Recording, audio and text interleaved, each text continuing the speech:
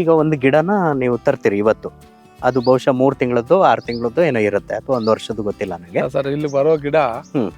Tissue culture ಇದು. ಹ್ಮ್. 4 ವರ್ಷ England ಅಲ್ಲಿ ಲ್ಯಾಬ್ ಅಲ್ಲಿ ಟ್ಯೂಬಲ್ ಬೆಳೆಸ್ತಾರೆ. ಟ್ಯೂಬಲ್ಲಿ 4 ವರ್ಷ 4 ವರ್ಷ ಆಗ್ಬೇಕಾ? 4 ವರ್ಷ ಬೆಳೆಸಿ 4 ವರ್ಷ ಆದ್ಮೇಲೆ ಅದನ್ನ ಕವರ್ಗೆ ಹಾಕಿ ಈ ನಮ್ಮ ಇದು ಬರುತ್ತೆ ಅರಪ್ಪಂಟಿಸಿ ಬರುತ್ತೆ ನೋಡಿ, ಅಲ್ಲಿ ಹೆವಿ ಟೆಂಪರೇಚರ್ ಇರೋಂತ ಕಡೆ 1 ವರ್ಷ ಕವರ್ಗೆ ಹಾಕಿ ಹೆವಿ ಜಾಸ್ತಿ ಬಿಸಿಲಿರೋ ಅಲ್ಲಿ ತಾರೋ ಕುವೈತ್ ಕಡೆ ಬಿಸಿಲಲ್ಲಿ ಇಡ್ತಾರೆ. ಬಿಸಿಲಲ್ಲಿ ಇಟ್ಟು 5 ವರ್ಷ ಆದ್ಮೇಲೆ ನಮಗೆ ಗಿಡ ಬರುತ್ತೆ. ಅಂದ್ರೆ 9 ವರ್ಷ 5 ವರ್ಷ ಆದ್ಮೇಲೆ ನಿಮ್ಗೆ ಇಲ್ಲಿಗೆ ಬರುತ್ತಲ್ಲ, ಅರಬ್ಬಿಂದ ಇಲ್ಲಿಗೆ ಬಂದಾಗ ಈ ವೆದರ್ ಇಮಿಡಿಯೇಟ್ ಅಡ್ಜಸ್ಟ್ ಆಗತ್ತ ಅದು? ಇಲ್ಲ ಸರ್, ಇದು ಈಚಲ್ ಮರ ಅಂತೀವಲ್ಲ, ಈಚಲ್ ಮರದ ಜಾತಿಗೆ ಸೇರಿರೋದು. ತೆಂಗು ಈಚಲು ಇವೆಲ್ಲ ಒಂದೇ ಇದು ಬರುತ್ತೆ, ಬಟ್ ಈಚಲ ಗಿಡಕ್ಕೆ ತುಂಬಾ ಹತ್ತಿರ ಸಂಬಂಧಿ. ನಮ್ ನಾಟಿ ಹಸು ಈಚಲ ಗಿಡ, ಸೀಮೆ ಹಸು HF ಇದ್ದಂಗೆ ಇದು. ಅದ್ರದ್ದೇನು ನಿಮ್ಗೇನು ಆ ರಿಸ್ಕ್ ಬರಲ್ಲ. ಈಗ ಸರ್ ಇದು ಈಚಲ ಗಿಡ ನೋಡಿರ್ತೀರಾ, ಏನು ಕೆಲ್ಸಕ್ಕೆ ಬಾರ ಇರೋ ಭೂಮಿ ಮೇಲೆ ಕೂಡ ಬೆಳೆಯುತ್ತೆ. ಹೌದು, ಇದು ಅಷ್ಟೇ, ಎಲ್ಲಾ ಭೂಮಿಯಲ್ಲೂ ಬೆಳೆಯುತ್ತೆ. ಹೌದು, ಬಟ್ ಏನಂದ್ರೆ ನಾವ್ ಇದಕ್ಕೆ ಇವಾಗ ಬೇರೆ ಕಡೆ ವೆಸ್ಟ್ ಲ್ಯಾಂಡ್ ಅಲ್ಲಿ, ಇವಾಗ ಆಂಧ್ರದಲ್ಲಿ ಕೆಲವು ಕಡೆ ತಮಿಳ್ನಾಡಲ್ಲಿ ತಾಳೆ ಮರಗಳಿರುತ್ತೆ. ಈ ತುಮಕೂರು ಮಂಡ್ಯ ಕಡೆ ಹೋದ್ರೆ ಎಲ್ಲಿ ನೋಡಿದ್ರು ಮನೆ ಮುಂದೆ ಮನೆ ಹಿಂದ್ಗಡೆ ತಿಪ್ಪೆಗಳೆಲ್ಲ ತೆಂಗಿನ ಮರ ಇರುತ್ತೆ. ಹೌದು, ಇವು ಕೆಲವು ಕಡೆ ಸೇಮ್ ಖರ್ಜೂರ ಮನೆ. ನೀವು ಅರಬ್ ಕಂಟ್ರೀಸ್ ದುಬೈ ಅಬುದಾಬಿ ಆ ಕಡೆ ಹೋದ್ರೆ ಎಲ್ಲಿ ನೋಡಿದ್ರು ಈ ದಾರಿ ಪಕ್ಕದಲ್ಲಿ ಎಲ್ಲಿ ನೋಡಿದ್ರು ಖರ್ಜೂರ ಮರ ಕಾಣಿಸುತ್ತೆ. ಇಲ್ಲಿ ನಾವು ಹೊಸದಾಗಿ ಬೆಳೀತಾ ಇದ್ದೇವಲ್ಲ, ಹೊಸದಾಗಿ ಬೆಳೀತಾ ಇರೋದ್ರಿಂದ ಏನಾಗುತ್ತೆ, ನಾವು ಇದು ಕೇರ್ ಮಾಡ್ಬೇಕಾಗತ್ತೆ. ಯಾಕಂದ್ರೆ ಅಲ್ಲೆಲ್ಲ ಅವೇ ಇರುತ್ತೆ, ಏನು ಪ್ರಾಬ್ಲಮ್ ಇರಲ್ಲ. ಇವಾಗ ನಾವು ಸ್ಪೆಷಲ್ ಆಗಿದೆ. ಇವಾಗ ನಾವು ಅಕ್ಕಿಗಳನ್ನ ನೋಡ್ಕೋಬೇಕು, ಯಾರಾದ್ರೂ ಕಾಯಿ ಕಳ್ತನ ಮಾಡ ಅವ್ರು ನೋಡ್ಕೋಬೇಕು, ಎಲಿ ನೋಡ್ಕೋಬೇಕು, ಪ್ರತಿಯೊಂದನ್ನು ನಾವು ನೋಡ್ಕೋಬೇಕಾಗುತ್ತೆ. ಬರೀ ಇವೇ ಇದ್ರೆ ನಾವು ಇವಾಗ ಕೆಲವು ಕಡೆ ಶ್ರೀನಿವಾಸಪುರ ಆ ಕಡೆ ಬರೀ ಮಾವಿನ ಗಿಡ ಇರುತ್ತೆ, ಯಾರು ಕಾವಲಿರ್ತಾರೆ. ಸರ್, ವೆರಿ ಇಂಟ್ರೆಸ್ಟಿಂಗ್ ವಿಷಯ. ಅಂದ್ರೆ ಇದು ನಿಮ್ಗೂ ನೀವು ಫೇಸ್ ಮಾಡಿರ್ತೀರಾ. ಸಹಜವಾಗಿ ಯಾವ್ದಾದ್ರು ಹೊಸ ಬೆಳೆ ಪ್ರಯೋಗ ಮಾಡಿದಾಗ ನಿಮ್ಮ ಫ್ರೆಂಡ್ಸ್ ಇರ್ಬೋದು, ಅಥವಾ ನಿಮ್ಮ ಊರ್ನವ್ರು ಇರ್ಬೋದು, ಯಾರೋ ನಿಮ್ಮ ಹಿತೈಷಿಗಳಿರ್ಬೋದು, ಯಾರೋ ನಿನ್ಗೆ ತಲೆ ಕೆಟ್ಟಿದ್ಯಾ, ಅದೆಲ್ಲ ಇಲ್ಲ ಆಗುತ್ತಾ ಅನ್ನೋ ತರ ಕೇಳ್ತಾರೆ. ನಿಮ್ಗೆ ಆತರ ಯಾರು ಕೇಳಿದಾರ? ಸರ್ ಇಲ್ಲ, ಆತರ ಏನ್ ಯಾರು ಕೇಳಲಿಲ್ಲ. ಯಾಕಂದ್ರೆ ನಾವೇನೋ ಹೊಸದಾಗಿ ಏನೋ ಒಂದ್ ಮಾಡಕ್ ಹೋಗ್ತಾ ಇರ್ತೀವಿ, ಸುಮ್ನೆ ಒಂದೇ ತರ ಇರಲ್ಲ. ಅದಕ್ಕೆ ಯಾರು ಆತರ ಏನ್ ಕೇಳಿಲ್ಲ. ನಮ್ ಕಡೆ ಆಗತ್ತಾ ಅಂತ ಬಂದಾಗ ಫಸ್ಟ್ ಸ್ವಲ್ಪ ಕಾಯಿ ಬಂದಾಗಲ್ಲ ಬೆಳೆ ಬೆಳಿತೀವಿ ಅನ್ನೋ ನಂಬಿಕೆ ಬಂದಿದೆ, ಬೆಳಿಬಹುದನ್ನೋ ಇದಿದೆ. ಬಟ್ ಇಲ್ಲಿ ವೆದರ್ ನಮ್ಗೆ ಹೆಂಗೆ ಅನುಕೂಲ ಆಗತ್ತೆ, ಮಾಮೂಲಿ ನಮ್ ಇಂಡಿಯಾದಲ್ಲಿ ಈ ವ್ಯವಸಾಯಕ್ಕೆ ಜೂಜಿಗೆ ಸಂಬಂಧ ಇದೆ, ಅಪ್ಲೈ ಆಗತ್ತೆ ಅಷ್ಟೇ. ನಮ್ಗೆ ಇವಾಗ ಮಳೆಗಾಲದಲ್ಲಿ ಮಳೆ ಅನುಕೂಲ ಆಗ್ಬೇಕು. ಇವಾಗ ಹಣ್ಣಾಗತ್ತೆ. ಇವಾಗ ಏನಿಲ್ಲ, ಇವಾಗ ಜೂನ್ ಜುಲೈ ಲಾಸ್ಟ್ ಇಂದ 1 ತಿಂಗಳು ನಮ್ಗೆ ಸ್ವಲ್ಪ ಮಳೆ ಬಂದು ಬಿಸಿಲು ಬಂದ್ರೆ ತೊಂದರೆ ಇಲ್ಲ. ಮಳೆ ಬರ್ದಿರ ಸ್ವಲ್ಪ ಪ್ರಕೃತಿ ಅನುಕೂಲ ಮಾಡಿದ್ರೆ ತೊಂದರೆ ಇಲ್ಲ. ಓಕೆ, ಈ ಸಹಜವಾಗಿ ಗಿಡ ಹಾಕಿದಾಗ ಇವ್ರು ಯಾವ್ದೋ ಹೆಂಡದ ಗಿಡ ಹಾಕಿದಾರೋ ಅಥವಾ ಗಾಂಜಾ ಗಿಡ ಆ ಡೌಟ್ಗಳು ಬಂದಿರೋ. ಇವಾಗಲೂ ಕೆಲವರು ಈಚಲ ಮರ ಅಂತಾರೆ, ಈಚಲ ಮರ ಅಲ್ಲ, ಅದು ಖರ್ಜೂರ ಮರ ಅಂತೀವಿ. ಕರೆಕ್ಟ್. ಇಲ್ಲಾಂದ್ರೆ ಆ ತಾಳೆ ಮರ ಯಾವ್ದು ಇದೆಲ್ಲ ಬರುತ್ತೆ. ಸರ್, ಈಗ ಒಂದು ಗಿಡ ನಾವು ನೆಟ್ಟಿದ್ವಿ, ಇವತ್ತು ನಾನು ಬಿತ್ತನೆ ಮಾಡಿದೆ, ನಾಟಿ ಮಾಡಿದೆ. ಇವತ್ತು ಮಾಡಿದ್ಮೇಲೆ ಅದು ಹಂತವಾಗಿ ಯಾವ ತರ ಬೆಳೀತದೆ ಸರ್? First 100 days important. ನಾನು ಅವಾಗಲೇ ಹೇಳಿದೆ ಸರ್, ಗಿಡಗಳ ನೋಡಿ, ಇಲ್ಲೊಂದು ಗಿಡ ಬಿದ್ದೋಗಿದೆ ನೋಡಿ, ಗೊತ್ತಾಗೋದೇ ಇಲ್ಲ, ಅವಷ್ಟು ಬಿದ್ದೋಗ್ಬಿಡತ್ತೆ. ಒಳಗಡೆ ಹುಳು ಸೇರ್ಕೊಳ್ಳೋದು ಬಿದ್ದೋಗುತ್ತೆ. ಫಸ್ಟ್ 100 days ಚಿಕ್ಕ ಗಿಡ ಇಷ್ಟ ಇರುತ್ತಲ್ಲ, 100 days ತುಂಬಾ ಇಂಪಾರ್ಟೆಂಟ್. ನೋಡ್ಬೇಕು ಯಾವ ತರ ಕೇರ್ ಮಾಡ್ಬೇಕು. ಏನಿಲ್ಲ, ಅದಕ್ಕೆ ಕುರಿ ಮೇಕೆ ದನಗಳು ಮತ್ತೆ ಇವನ್ ಮೊಲ ಕೂಡ ತಿನ್ನತ್ತೆ ಎಲೆನ ಕಟ್ ನೋಡ್ಕೊಂಡು. ಒಂದು 100 days ಇಂಪಾರ್ಟೆಂಟ್. 100 days ಆದ್ಮೇಲೆ ಸ್ವಲ್ಪ ನಮ್ಮ ಮಗು ಇದ್ದಂಗೆ. ಮತ್ತೆ 300 days 300 days ಏನ್ ಮಾಡ್ಬೇಕು? ಅಲ್ಲ, ಸ್ವಲ್ಪ ತಗೊಂಡ್ರೆ 1 year ಆದ್ರೆ ಸ್ವಲ್ಪ ಗಿಡ ಅದ್ರ ಮೇಲೆ ನೀವು 5 ವರ್ಷ ಏನೋ ಮೇಂಟೈನ್ ಮಾಡ್ಬೇಕಲ್ವಾ? ಅಲ್ಲ, 5 ವರ್ಷ ಈಲ್ಡ್ ಬರಲ್ಲ ಸರ್. ಅದೇ 5 ವರ್ಷ ಬರಲ್ಲ. 5 ಅದೃಷ್ಟ 4 ವರ್ಷಕ್ಕೆ ಜಸ್ಟ್ ಶಾಂಪಲ್ ತಿನ್ನಕ್ಕೆ ಕೊಡಕ್ ಬರುತ್ತೆ, ಸಣ್ಣ ಪುಟ್ಟ ದುಡ್ಡು ಬರೋದು 5 ವರ್ಷ ಆದ್ಮೇಲೆ ಸ್ವಲ್ಪ ಬರುತ್ತೆ. ಬಟ್ ನಮ್ಗೆ ಒರಿಜಿನಲ್ ಕ್ರಾಪ್ ಬರೋದು 7-8 ವರ್ಷ ಆಗುತ್ತೆ. 7-8 ವರ್ಷ ಆದ್ಮೇಲೆ ಒಂದು ಕಮರ್ಷಿಯಲ್ ರೇಂಜ್ಗೆ ಬರುತ್ತೆ. ಓಕೆ, ಅಲ್ಲಿಂದ ಎಷ್ಟು ಲೈಫ್ ಸ್ಪ್ಯಾನ್ ಸರ್? ಇದಕ್ಕೆ 60ರಿಂದ 100 ವರ್ಷ ಅಂತಾರೆ. ಬಟ್ ಮೇಂಟೈನ್ ಮಾಡಕ್ ಆಗಲ್ಲ. ನಮ್ಗೆ ಯಾಕಂದ್ರೆ 20 ವರ್ಷಕ್ಕೆ ಮರ ತೆಂಗಿನ ಮರದಂಗೆ ಮೇಲಕ್ಕೆ ಹೋಗುತ್ತೆ. ಮೇಲಕ್ಕೆ ಈ ಮರ ಹತ್ತಿ ನಾವು ಇದು ಬೆಳೆ ನಾವು ಇದು ಮಾಡಕ್ ನಮ್ ಕೈಲಿ ಆಗಲ್ಲ. ಹೌದು, ಬೇರೆ ಕಡೆ ಹೆಂಗಾಯ್ತು ಅಲ್ಲಿ ಅನುಕೂಲ ಗೊತ್ತಿಲ್ಲ. ಬಟ್ ನನ್ಗ ಅನಿಸ್ತಾ ಇದೆ ಇವಾಗ ನಮ್ಗೆ 3ನೇ ಕ್ರಾಪ್ ಇವಾಗಲೇ ನಮ್ಗೆ ಕಷ್ಟ ಆಗಿದೆ. ಯಾಕೆ ಕಷ್ಟ ಆಗಿದೆ ಅಂದ್ರೆ ಮರ ಮೇಲಕ್ಕೆ ಹೋದಂಗೆಲ್ಲಾನು ಮರ ಹತ್ತಿ ಕೆಲಸ ಮಾಡ್ಬೇಕು. ಮರ ಹತ್ತಿ ಮುಳ್ಳು ಕೊಯ್ಬೇಕು, ಮರ ಹತ್ತಿ ಗಿಡ ಹೂವನ್ನ ಪಾಲಿನೇಷನ್ ಮಾಡ್ಬೇಕು, ಮರ ಹತ್ತಿ ಗೊನೆ ಕಟ್ಟಬೇಕು. ನೋಡಿ ಅಲ್ಲಿ ಗೊನೆ ಕಟ್ಟಿದೀವಲ್ಲ, ನಾವು ಪಾಲಿನೇಷನ್ ಹೆಂಗೋ ಮಾಡ್ತೀವಿ, ಆ ಗೊನೆ ಕಟ್ಟೋದು ತುಂಬಾ ಕಷ್ಟ. ಅದು ಕಟ್ಲಿಲ್ಲ ಅಂದ್ರೆ ತೂಕಕ್ಕೆ ಮುರಿದೋಗತ್ತೆ, ವೇಸ್ಟ್ ಆಗತ್ತೆ. ಹಿಡಿದು ಕಟ್ಬೇಕು ಮೇಲೆ. ಹೌದು, ಯಾಕಂದ್ರೆ ಅಲ್ಲಿ ಏನಿರುತ್ತೆ ಗ್ರಿಪ್, ನಾವು ಅಲ್ಲಿ ಮರ ಹತ್ತಿದ್ರು ಅಲ್ಲಿ ಕಟ್ಟ ಇಲ್ಲ, ವೇಟ್ಗೆ ಅದು ಬೆಂಡ್ ಹಾಕ್ಬಿಟ್ಟು ಹೋಗುವಾಗ ಮರ ಹತ್ತು ಪಾಲಿನೇಷನ್ ಮಾಡ್ಬೋದು. ಮರ ಹತ್ತದಾಗ ಆ ಗೊನೆ ಕಟ್ಟೋಕೆ ನಮ್ಗೆ ಅವಕಾಶ ಆಗೋದೇ ಇಲ್ಲ, ಮರ ಹತ್ತು ಕಟ್ಟಕ್ ಆಗಲ್ಲ. ಮೇಲಕ್ಕೆ ಹೋಗಿರುತ್ತೆ, ಬಗ್ಸ್ಬಿಟ್ಟು ಕಟ್ಬಿಟ್ಟು ಮತ್ತೆ ಮೇಲೆ ಕಟ್ಬೇಕು, ಮತ್ತೆ ಗೊನೆ ಕಟ್ ಮಾಡ್ಬೇಕಾದ್ರೂ ಮೇಲ್ಗಡೆ ಕಷ್ಟ. ನಮ್ಗೆ ಇವಾಗ ಕೆಳಗಡೆದಾಗ ಕಟ್ಟರ್ ತಗೊಂಡು ಕಟ್ ಮಾಡಿ ಇಟ್ಕೊಂಡು ಹೋಗ್ತೀವಿ, ಮೇಲೆಗೆ ಹೆವಿ ಲೇಬರ್ ಆಗತ್ತೆ. ಅದ್ರ ಜೊತೆಗೆ ಇದು ಕೆಲಸ ಗೊತ್ತಿರ್ಬೇಕಲ್ಲ ಸರ್. ಒಬ್ಬ ಲೇಬರ್ಗೆ ನಾರ್ಮಲ್ ಡೇಸ್ ಅಲ್ಲಿ ಏನ್ ಕೆಲಸ ಇರುತ್ತೆ ಸರ್? ಸೀಸನ್ ಬಂದಾಗ ಸರ್ ಇಲ್ಲಿ ಡೇಟ್ಸ್ ಏನು ಅಂತ ಕೆಲಸ ಇರಲ್ಲ. ಅದೊಂದು ಹೇಳ್ತೀನಿ, ಏನು ಔಷಧಿ ಹೊಡೆಯುವಂತ ಅವಶ್ಯಕತೆ ಇರಲ್ಲ. ಇವಾಗ ಆಗಸ್ಟ್ಗೆ ಎಲ್ಲ ಕಾಯಿ ಕಟಿಂಗ್ ಆಗುತ್ತೆ. ಆಗಸ್ಟ್ ಕಟಿಂಗ್ ಆದ್ರೆ ಡಿಸೆಂಬರ್ ತನಕ ಏನಿಲ್ಲ, ನಾವು ಎಲ್ಲ ಇಲ್ಲ ಹುಲ್ಲು ಎಲ್ಲ ಗಿಡ ಬಿದ್ದಿದೆ ಕ್ಲೀನ್ ಆಗಿ ಎಲ್ಲಾನು ರೋಟಿವೇಟರ್ ಹಾಕ್ಬಿಟ್ಟು ಉಳುಮೆ ಮಾಡ್ಕೊಂಡು ಗಿಡ ಕ್ಲೀನ್ ಆಗಿ ಇಟ್ಕೊಂಡು ಡಿಸೆಂಬರ್ ಅಲ್ಲಿ ಗೊಬ್ಬರ ಹಾಕ್ಬಿಟ್ಟು ನಾವು ನೀರ್ ಬಿಟ್ಕೊಂಡಿದ್ರೆ ಫೆಬ್ರವರಿ ಲಾಸ್ಟ್ಗೆ ಫ್ಲವರಿಂಗ್ ಸ್ಟಾರ್ಟ್ ಆಗುತ್ತೆ. ಫ್ಲವರಿಂಗ್ ಸ್ಟಾರ್ಟ್ ಆಗುವಾಗ ಅಷ್ಟೊತ್ತಿಗೆ ನಾವು ಈ ಮರದಲ್ಲಿ ಮುಳ್ಳುಗಳೆಲ್ಲ ತೆಗೆದು ಇಟ್ಕೊಂಡಿರ್ಬೇಕು. ಡಿಸೆಂಬರ್ ಸ್ಟಾರ್ಟ್ ಆಗುತ್ತೆ. ಹೌದು, ಡಿಸೆಂಬರ್ ಇಂದ ಆಗಸ್ಟ್ ತನಕ ಕೆಲಸ ಇರುತ್ತೆ. ಅಷ್ಟೇ ಲೇಬರ್ಗೆ. ಎಷ್ಟು ಜನ ಒಂದ್ ಎಕರೆ ಲೆಕ್ಕಾಚಾರ ತಗೊಂಡ್ರೆ ಎಷ್ಟು ಜನ ಲೇಬರ್? ಆ ತರ ಇದು ಹೇಳಕ್ಕಲ್ಲ, ಟೆಕ್ನಿಕಲ್ ವರ್ಕ್ ಇದು. ಎಷ್ಟು ಜನ ಅಂತ ಹೇಳಕ್ಕಾಗಲ್ಲ. ಪಾಲಿನೇಷನ್ ಮಾಡುವಾಗ ಮೊದ್ಲು ಇವಾಗ ನಾವು ಒಬ್ಬರೇ ಮಾಡ್ತಾ ಇದ್ವಿ. ನಮ್ದು 2 ಸ್ಟೆಪ್ ಬಂದಿದೆ, ಅದಕ್ಕೆ ನಮ್ಗೆ ಅನುಕೂಲ ಆಗಿದೆ. ಒಂದೇ ಸ್ಟೆಪ್ ಬಂದ್ರೆ ಒಬ್ಬರು ಆಗಲ್ಲ, ಇಬ್ಬರು ಮಾಡ್ಬೇಕಾಗತ್ತೆ 4 ಎಕರೆಗೆ. ಇವಾಗಿನ ಮರ ಮೇಲಕ್ಕೆ ಹೋಗ್ತಾ ಇದೆ. ಹೌದು, ಮರ ಮೇಲಕ್ಕೆ ಹೋದಂಗೆಲ್ಲ ಪ್ರತಿ ಕೆಲಸನೂ ಟಫ್ ಆಗುತ್ತೆ. ಹೌದು, ಲೇಬರ್ಸ್ ಬೇಕಾಗುತ್ತೆ. ಬಟ್ ಇದೆಲ್ಲರಿಗೂ ಬರಲ್ಲ. ಪಾಲಿನೇಷನ್ ಮಾಡಕ್ಕೆ ಯಾರಿಗೂ ಬರಲ್ಲ, ಗೊನೆ ಕಟ್ಟೋದು ಯಾರಿಗೂ ಬರಲ್ಲ. ಹೌದು, ಅದು ನಾವೇ ಟೈಮ್ ಇರುತ್ತೆ ಬೇರೆ ಕೆಲಸಕ್ಕೆ. ಪಾಲಿನೇಷನ್ ಒಂದು ಅವತ್ತು ಮಾಡ್ಬಿಟ್ರೆ ಉಳಿದಿರೋ ಕೆಲಸಕ್ಕೆ ಟೈಮ್ ಇರುತ್ತೆ, ಸ್ವಲ್ಪ ನಿಧಾನಕ್ಕೆ ಮಾಡ್ಕೊಂತ ಹೋಗ್ತಾ ಇರ್ಬೋದು. ಹಂಗಾಗಿ ಏನು ತೊಂದರೆ ಆಗಲ್ಲ. ಓಕೆ ಸರ್, ಈಗ ನಾನು ರಿಸ್ಕ್ ಫ್ಯಾಕ್ಟರ್ಗೆ ಬರ್ತೀನಿ. ಅದಕ್ಕಿಂತ ಮುಂಚೆ 1 ಎಕರೆ ಜಾಗ ಮಾಡಿದರೆ ಅವರೇ ಎಲ್ಲ ರಿಸ್ಕನ್ನು ಮೇಂಟೈನ್ ಮಾಡ್ತೀವಿ, ಎಲ್ಲ ಮೇಂಟೈನ್ ಮಾಡ್ತೀವಿ, ಓಕೆ ನಾನು ತುಂಬ ಚೆನ್ನಾಗಿ ಕಾಪಾಡ್ಕೊಂಡು ಹೋಗ್ತೀನಿ, ನಾನೇ ಮಾಡ್ತೀನಿ ಅನ್ನೋ ಥರ ಕಾನ್ಫಿಡೆಂಟಲ್ಲಿ ಗಂಡ ಹೆಂಡತಿ ಎಲ್ಲ ಇದ್ದಾರೆ. ಓಕೆ ಫೈನ್, ಲೇಬರ್ ಖರ್ಚು ಅವ್ರಿಗೆ ನಿಲ್ವೇನೋ ಬಹುಶಃ. ಆಮೇಲೆ ಇದು ನೀಟಾಗಿ ಮೇಂಟೈನ್ ಮಾಡ್ತೀನಿ ಅಂತ ಹೋದರೆ 1 ಎಕರೆಗೆ ಎಷ್ಟು ಅರ್ನ್ ಮಾಡ್ಬೋದು ಸರ್? ನಮಗೆ ಮೊದಲು ಗಿಡ ಕೊಟ್ಟಾಗ ಅವ್ರು ಹೇಳಿದ್ದು ಗಿಡಕ್ಕೆ ಕನಿಷ್ಠ ಅಂದ್ರೂ ಒಂದು 20,000 ಬರುತ್ತಂತ ಹೇಳಿದ್ರು ಒಂದು ಗಿಡಕ್ಕೆ. ಇವಾಗ ಹಂಗೆ ಬರ್ತಾ ಇಲ್ಲ. ಯಾಕೆ ಬರ್ತಾ ಇಲ್ಲ ಅಂದ್ರೆ ನಮ್ಮ ಗಿಡ ಯಾವುದು ಇನ್ನೂ 200 kg ಬರಲಿಲ್ಲ. ಒಂದು 50 kg-ಯಿಂದ 100 kg ತನಕ ಬಂದಿದೆ ಅಷ್ಟೇ. ಅದಕ್ಕಾಗಿ ನೋಡಿ ಅದ್ರಲ್ಲಿ ಒಂದು 6 ಗೊನೆ ಇದೆ. 6 ಗೊನೆ ಅಂದ್ರೂ ಅಂದಾಜು ಒಂದು 15-20 ತನಕ ಬರುತ್ತೆ. ಹೆಚ್ಚು ಕಮ್ಮಿ ಒಂದು 80-ರಿಂದ 100 kg ಬರುತ್ತೆ. ಒಂದು ಮರದಲ್ಲಿ 80-ರಿಂದ 100 ರೂಪಾಯಿ ಅಂದ್ರೂ 100 ರೂಪಾಯಿ ಮಿನಿಮಮ್ ಇಟ್ಕೊಳ್ಳೋದಾ ಅಥವಾ ಜಾಸ್ತಿ ಇರುತ್ತೆ? ಮಿನಿಮಮ್ ನಾವು ಅಷ್ಟೇ ಸರ್. ಆನ್ ಅಂಡ್ ಅವರೇಜ್ ಅಂದ್ರೆ 100ಗಿಂತ ಜಾಸ್ತಿ ಇರುತ್ತೆ ಸರ್? ಇಲ್ಲ, ನಾವು 100, 110, 90. ಯಾಕಂದ್ರೆ ಹಣ್ಣಾದಾಗ ಇಟ್ಕೊಳಕ್ಕಾಗಲ್ಲ. ಹೌದು, ಅವಾಗ ಕೊಡ್ಬೇಕಾಗತ್ತೆ. 90, 100, 110, 120 ಅವರೇಜ್ ರೇಂಜ್ ಸೀಸನ್. ಹೌದು, ಅನ್ ಸೀಸನ್ದು ಒಳ್ಳೆ ಮೊನ್ನೆ ಈ ಸರ್ 150, 160 ಹೋಗಿದೆ. 140, 145, 150, 160 ಹಿಂಗ್ ಹೋಗಿದೆ ಸೀಸನ್ ಅಲ್ಲಿ. ಯಾಕಂದ್ರೆ ಅನ್ ಸೀಸನ್ ಎಲ್ಲೂ ಬರಲ್ಲ. ಇವಾಗ ಹೇಳಕ್ಕಾಗಲ್ಲ.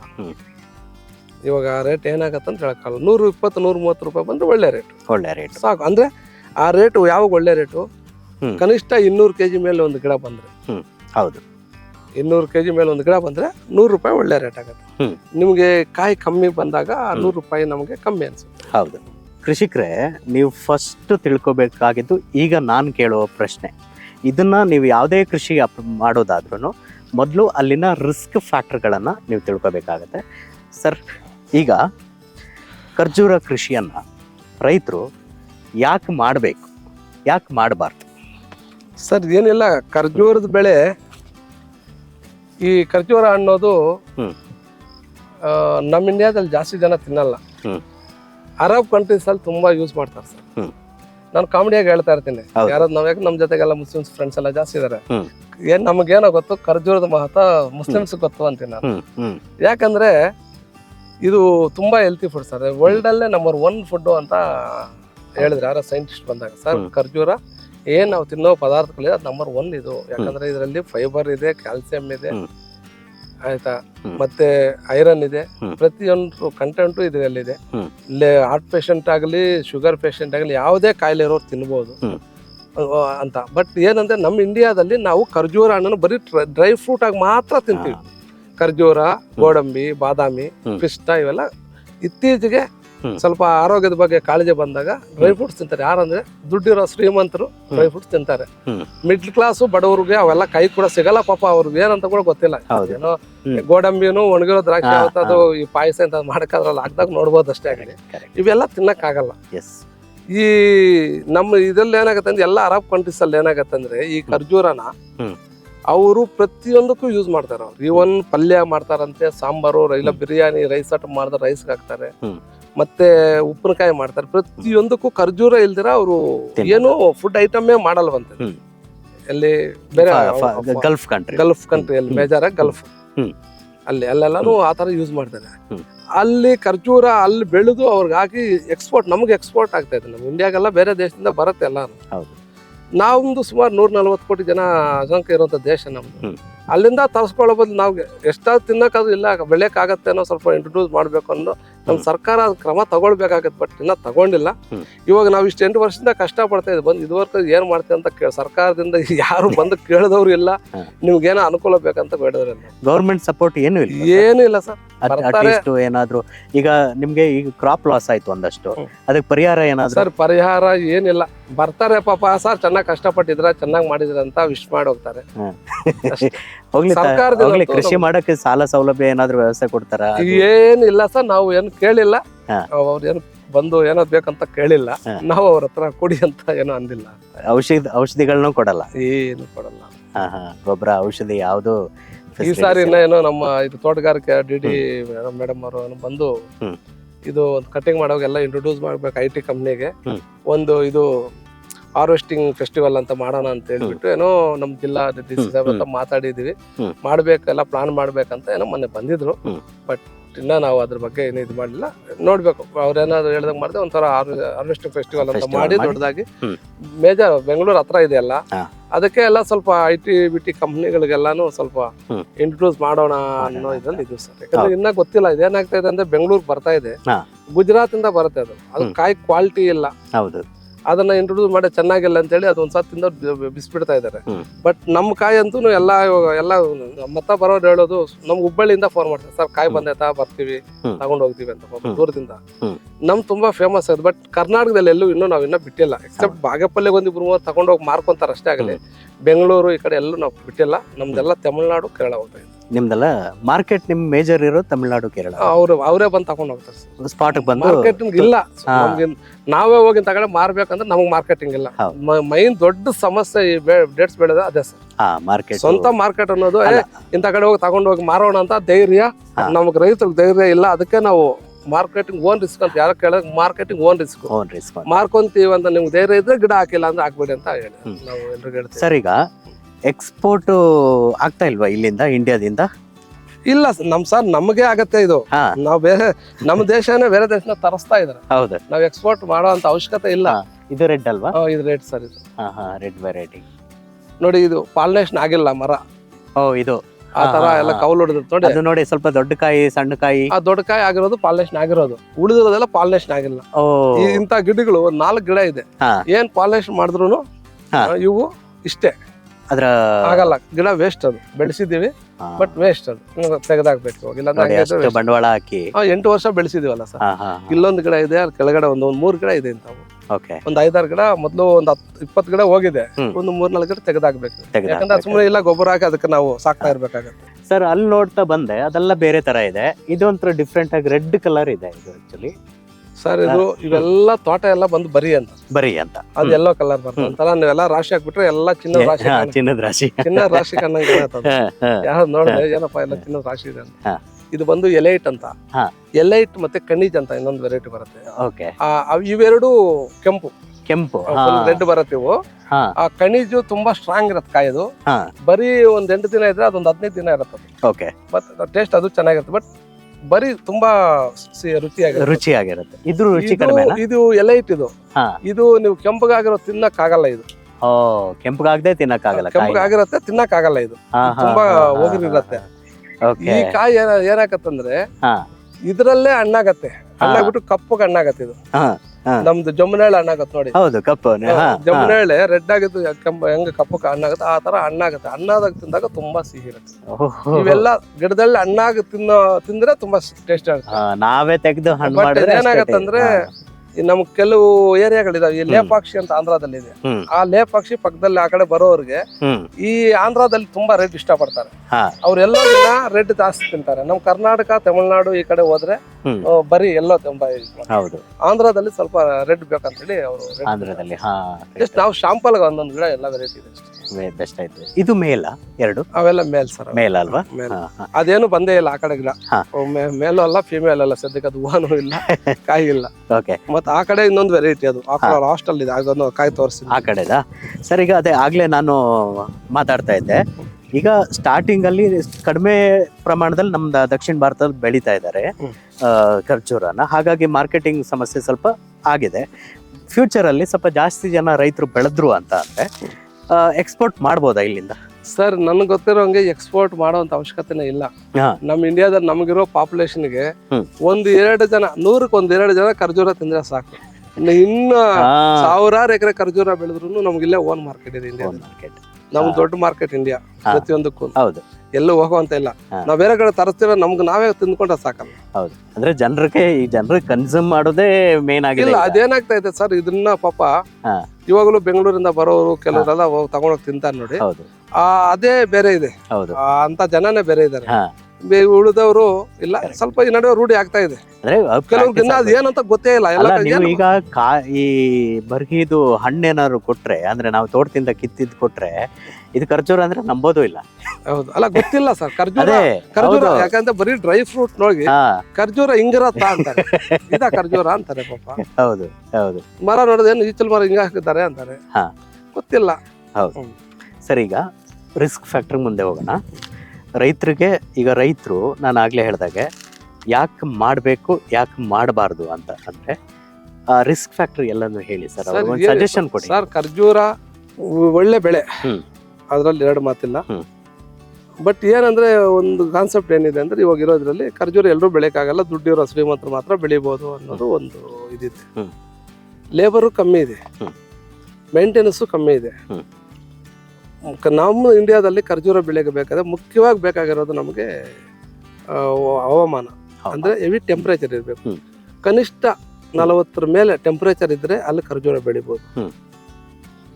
ಇವಾಗ ನಾನು ಹೇಳಿದ್ನಲ್ಲ ಅವಾಗಲೇ ಮಧ್ಯದಲ್ಲಿ ಒಂದ್ಸರಿ ಹೇಳಿದೆ, ನಮ್ ಕಡೆ ಸಹ ಮೊದ್ಲು ಮಳೆ ಬರ್ತಾ ಇಲ್ಲ, ತುಂಬಾ ಬಿಸಿಲು, ಒಂಥರ ಬರಗಾಲ ಪ್ರದೇಶ. ನಾವು ಗಿಡ ಹಾಕ್ದಾಗ್ಲಿಂದ ಯಾವಾಗ್ಲೂ ಮಳೆ ಬರ್ತಾ ಇದೆ. ಫುಲ್ ಎಲ್ಲ ಮೇ ಜೂನ್ ಅಲ್ಲಿ ಮಳೆ ಬಂದು ಮಲೆನಾಡು ಆಗ್ಬಿಟ್ಟಿದೆ ನಮ್ಗೆ, ಆಯ್ತಾ? ಆತರ ಮಳೆ ಸೀಸನ್ ಅಲ್ಲಿ ಮಳೆ ಜಾಸ್ತಿ ಬಂದಾಗ ನಾವು ಪ್ರಕೃತಿ ಮುಂದೆ ನಾವು ಮನುಷ್ಯರು ನಾವೇನು ಮಾಡಕ್ಕಾಗಲ್ಲ. ಅದಕ್ಕೆ ಅದು ಪ್ರಕೃತಿ ಕೈಯಲ್ಲಿದೆ, ನಮ್ ಕೈಲಿಲ್ಲ. ಅದೊಂದು ಬಿಟ್ಬಿಟ್ರೆ, ಎರಡನೇದು ಈ ಮರಗಳು ಏನ್ ಕಷ್ಟ ಇದೆ ಅಂದ್ರೆ ಸರ್, ಮಾರ್ಕೆಟಿಂಗ್ ಮೈನ್ ಪ್ರಾಬ್ಲಮ್ ಇದೆ. ಇನ್ನ ಖರ್ಜೂರಕ್ಕೆ ಅಂತೇಳಿ ಮಾರ್ಕೆಟ್ ಎಲ್ಲೂ ಇಲ್ಲ. ಎಲ್ಲೋ ಒಂದ್ಸರಿ ಚೆನ್ನೈಗೆ ಹೋಗಿದ್ವಿ. ಚೆನ್ನೈಗೆಲ್ಲ ಎಲ್ಲ ಗುಜರಾತ್ ಇಂದ ಎಲ್ಲ ಬಂದು ಹೆವಿ ರೈನ್ ಆ ಕಡೆ ಆಗ್ಬಿಟ್ಟು ಎಲ್ಲಾ ಗಾಡಿಗಳು ಎಲ್ಲ ನಿಂತೋಗ್ಬಿಡ್ತು. ಅಲ್ಲೂ ಹಾಕ್ಬಿಟ್ಟು ಬಂದ್ರೆ 8 ದಿನ ಆದ್ರೂ ದುಡ್ಡು ಬರ್ಲಿಲ್ಲ. ಅವ್ರು ಏನ್ ರೇಟ್ ಹಾಕ್ತಾರಂತ ಗೊತ್ತಾಗಲ್ಲ, ಆಯ್ತಾ? ಚೆನ್ನೈ ಒಳ್ಳೆ ಮಾರ್ಕೆಟ್ ಇದೆ, ಬಟ್ ರೇಟು ನಾವ್ ಇಲ್ಲಿಂದ ಬಾಕ್ಸ್ ತಗೊಂಡು ನಮ್ಗೆ ಅದು ಇದಾಗಲ್ಲ. ಇನ್ನ ಅಷ್ಟು ದಿನ ಬದುಕುತ್ತ ಅದು 15 ದಿನ ಅದು ಏನಾಗುತ್ತೆ ಸರ್, ಅದು ಏನಾಯ್ತಂದ್ರೆ ಗುಜರಾತ್ ಇಂದ ಬಂತದು. ಅದು ಕಾಯಿ ಬಂದ ತಕ್ಷಣ ವಿಪರೀತ ಮಳೆ, ಡೆಲ್ಲಿ, ಬಾಂಬೆ, ಚೆನ್ನೈ, ಬೆಂಗಳೂರು ಎಲ್ಲಾ ಕಡೆನೂ ಮಳೆ ಬಂದು ಎಲ್ಲ ನಿಂತೋಯ್ತು. ಮೋಸ್ಟ್ಲಿ 26 ಅಂದ್ರೆ 23ರಲ್ಲಿ 23ರಲ್ಲಿ ವಿಪರೀತ ಮಳೆ ಬಂದು ಎಲ್ಲಾ ಗಾಡಿಗಳು ಎಲ್ಲಿ ಸ್ಟಕ್ ಆಗೋಯ್ತು. ಆ ಕಾಯಿಯ ಗುಜರಾತ್ ಇಂದ ಬರೋದು ಏನಾಗತ್ತಂದ್ರೆ, ಅವ್ರು ಮೊದ್ಲು ಕಟಿಂಗ್ ಮಾಡ್ತಾರೆ, ಅವ್ರು ಸ್ವಲ್ಪ ಬೇಗ ಹಣ್ಣಾಗಿಸ್ತಾರ ಅವ್ರು ಏನೋ ಮಾಡಿ. ಅದು ಬಂದಾಗ ಸ್ವಲ್ಪ ಒಗರು ಇರತ್ತೆ, ಟೇಸ್ಟ್ ಇರಲ್ಲ. ಅದು ಬಂದು ಮಾರ್ಕೆಟ್ ಬಂದು ನಿಲ್ತು. ಅಂಗಡಿಯಲ್ಲಿರೋದು ಅಂಗಡಿಯಲ್ಲಿ ನಿಂತೋಯ್ತು, ಲಾರಿಯಲ್ಲಿರೋದು ಲಾರಿಯಲ್ಲಿ ನಿಂತೋಯ್ತು. ಯಾರೋ 10-15 ಕೆಜಿ ತಗೊಂಡೋಗಿ ಬಾಕ್ಸ್ ಮಾರ್ತಾರಲ್ಲ, ಈ ಬಾಂಬೆಗೆ ಹೋಗೋವಾಗ ಮಾರ್ಕೆಟ್ ಇಂದ ಅಲ್ಲಿಂದ ತಗೊಂಡ್ ಬಂದ್ಬಿಟ್ರು. ಬಾಕ್ಸ್ 600-700 ರೂಪಾಯಿ 10 ಕೆಜಿ ಬಾಕ್ಸ್. ಅದು ಅಂಗಡಿಯಲ್ಲಿ ಹೋದಾಗ ಸಾಮಾನ್ಯವಾಗಿ ಚಿಲ್ಲರೆ ಹಳ್ಳಿಗಳ ಕಡೆ ನಮ್ಮ ಲೋಕಲ್ ಅಲ್ಲಿ 1-2 ತಿಂದೆ ತಗೊಂತಾರೆ. ಅದು ತಿನ್ನಕ್ ಚೆನ್ನಾಗಿಲ್ಲ. ಯಾವಾಗ ತಿನ್ನಕ್ ಚೆನ್ನಾಗಿಲ್ವೋ ಅಂಗಡಿಯಲ್ಲೇ ಮಾರ್ಕೆಟ್ ಎಲ್ಲ ನಿಂತು ಆ ಏಟ್ ನಮಗೂ ಬಿತ್ತು. ಅಯ್ಯಯ್ಯೋ. ಅದಕ್ಕೆ ನಾವೇನು ಮಾಡಿದ್ವಿ, ಮಾರ್ಕೆಟ್ಗೆ ಎಲ್ಲೂ ಕಳಿಸ್ತಾ ಇಲ್ಲ. ಅವರಾಗಿ ನಮ್ಗೆ ಗೊತ್ತಿರೋರು ಇದಾರೆ, ಅವ್ರು ಬಂದು ಇಲ್ಲಿ ಅವರಾಗ ತಕೊಂಡೋದ್ರೆ ಕೊಡ್ತಿದ್ದೀರಾ. ಬೇರೆ ಯಾರಿಗೂ ಕೊಡಲ್ಲ. ಅಂದ್ರೆ ನೀವು ಹೇಳ್ತಿರೋದೇನು, ಮಾರ್ಕೆಟ್ ಅಂತ ನಂಬ್ಕೊಳಕ್ ಆಗಲ್ಲ, ಡೈರೆಕ್ಟ್ ಸೆಲ್ಲಿಂಗ್ಗೆ ಡೈರೆಕ್ಟ್ ಸೇಲ್ ಮಾಡದೆ ಒಳ್ಳೆ ಆಪ್ಷನ್ ಇದು, ಅದೊಂದು ಆಧಾರ. ನಿಮ್ಮ ಸರೌಂಡಿಂಗ್ ಸಿಟಿಲೇ ಮಾಡ್ಬೋದಾ? ನಾವು ಏನೋ ಬೆಂಗಳೂರು ಟ್ರೈ ಮಾಡ್ಲಿಲ್ಲ. ನಾವು ಬೆಂಗಳೂರಲ್ಲಿ ಇನ್ನ ಒಂದ್ ಸಾರಿ ಕೂಡ ಹೋಗಿಲ್ಲ. ಯಾಕಂದ್ರೆ ನಾವು ಸದ್ಯಕ್ಕೆ ಇವಾಗ ಇದು ಸೇರಿಸಿ ಇದು ಬಿಟ್ರೆ ಮೊನ್ನೆ 3 ವರ್ಷ ಆಯ್ತು. ಒಂದ್ಸಾರಿ ಟ್ರೈ ಮಾಡಿದ್ವಿ ಎಲ್ಲ ಮಾರ್ಕೆಟ್ ನೋಡ್ಬೇಕಂತ ಚೆನ್ನೈಯಲ್ಲಿ ಹೋಗ್ಬಿಟ್ಟು ಬಂದು ನೋಡಿದ್ವಿ. ಒಂದ್ಸಾರಿ ಅಲ್ಲಿ ಹೋಗ್ಬಿಟ್ಟು ಮಾಡಿದ್ವಿ. ಅದ್ ಬಿಟ್ರೆ ಎಲ್ಲ ಇಲ್ಲೇ ತಗೊಂಡ್ ಹೋಗ್ತಾ ಇದ್ರೆ ಅದಕ್ಕೇನೋ ಅಷ್ಟು ತಲೆ ಕೆಡಿಸ್ಕೊಂತ ಇಲ್ಲ. ಓಕೆ.